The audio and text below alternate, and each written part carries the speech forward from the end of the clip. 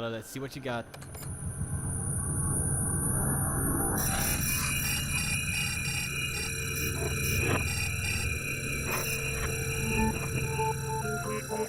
Games? You want games? I'll give you games.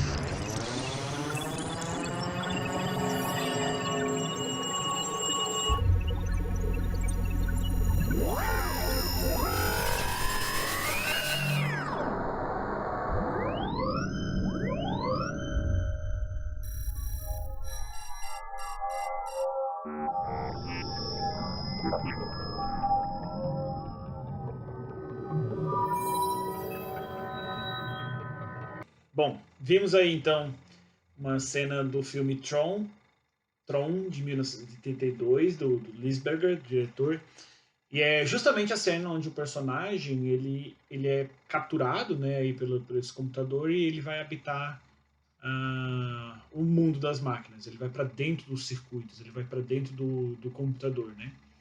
E é legal justamente pensar que aí a gente tem uma representação do computador como um espaço a ser habitado, né? Ainda que eletronicamente, ainda que uma representação eletrônica, né? No filme, se vocês puderem acompanhar, né, ver depois com calma, os componentes da máquina elas ganham vida, né? Os circuitos são espécies de estradas e de espaços para transitar. E a própria memória e a inteligência do computador são unidades pensantes, são personagens, né, dentro do filme. Assim como em Matrix também, né, os vírus de computador têm representações humanas, né, dentro da máquina. A gente, né, o filme é bem pioneiro, né, de 82, a gente não percebe como essa representação dessa máquina foi poderosa, né, na época, no início da década de 80, antes mesmo da popularização dos computadores pessoais. Uh, e essa forma como a gente interpreta e olha o computador hoje, né, é única e bastante pessoal, mas a gente não se toca, né, não se liga que isso foi construído ao longo das décadas, né? Olhar para o computador hoje, para uma máquina além que faz cálculos, né, e uma máquina que pode fazer diversas atividades, inclusive de entretenimento, de qualquer outra coisa que não seja voltada a cálculo e, enfim, coisas mais massivas, é muito, muito único. Né? Isso é muito interessante como a gente olha para a máquina de uma forma completamente diferente com que a galera lá na década de 40 e os seus pioneiros estavam olhando, né? Mesmo que por trás de tudo que a gente faça esteja acontecendo uma infinidade, centenas de milhares de cálculos, né? Então, isso é importante a gente entender também. Só para dar um exemplo, né, os pioneiros lá do computador, eles achavam que no mundo ia ter um espaço para no máximo 5 ou 6 máquinas, né, computadores. A gente não precisa, no mundo, no planeta Terra, mais do que 5 ou 6 computadores. Né? Então essa era a expectativa inicial. E, bom, não precisa nem fazer um exercício de pensar como é que a gente está hoje. Né? Então, tudo deve, né, boa parte desse pensamento se deve também lá ao pioneirismo do Turing, né, que vai ter reflexos até hoje. E uma pessoa que estava muito próximo, né, ali do Turing, foi o von Neumann, que eu vou comentar daqui a pouco. Mas preste atenção, inclusive, que a gente pode relacionar Tron com Turing. Por quê? Porque ali a gente está vendo a representação e a ideia de lidar com a máquina, né? Um relacionamento entre um homem e máquina, humano-computador, né? Essa relação tá lá. E essa relação foi pensada pioneiramente pelo Turing com o seu teste, né? O teste de Turing, uh, em que ele começa a se questionar justamente na descrição da literatura base, né? Se máquinas podem pensar. Então ele propõe um modelo, né? Uma situação em que se tem uma pessoa que está numa sala, que é um juiz, um indivíduo, pessoa humana, tá? E ela está conversando com uma outra pessoa que está numa sala, só que o computador tem um programa instalado que ele se passa por pessoa. De certa forma, a pessoa que está para avaliar o juiz, ele não sabe se está conversando ora com a máquina e ora com a pessoa. Se depois de um determinado tempo ele não saber identificar se está conversando com o computador ou com a máquina, é porque a máquina teria passado aí por esse jogo de imitação e estaria aí conseguindo enganar esse juiz e por isso estaria aí também um DNA de uma ideia de uma inteligência artificial, né? Não que a máquina pudesse pensar, mas que ela conseguisse simular o processo de pensamento, né? Ela conseguisse fingir que é aquilo que ela não é, né? Ela fingir que é uma pessoa. Então, von Neumann, que é um cara que teve um contato lá com Turing, ele vai pensar, inspirado nisso, né, nele, não no teste de Turing, mas em outros elementos, formas de organizar o computador, para evitar que cada novo programa que fosse instalado eu tivesse que reprogramar praticamente toda a máquina, ou reconstruir uma máquina. Né? E ele projetou uma arquitetura, um modelo, que a gente pode chamar, do qual todos os computadores hoje seguem, né, essa arquitetura básica. Nesse modelo, então, os computadores eles devem funcionar com alguns componentes, eles devem ser compostos com alguns componentes, que é a memória, onde aí os dados são arquivados, ainda que temporariamente, né? A gente hoje na informática a gente fala na memória volátil, memória mais fixa, né? Então, a memória volátil seria, por exemplo, a memória que a gente grava por alguns minutos na cabeça, sem precisar acessá-las depois.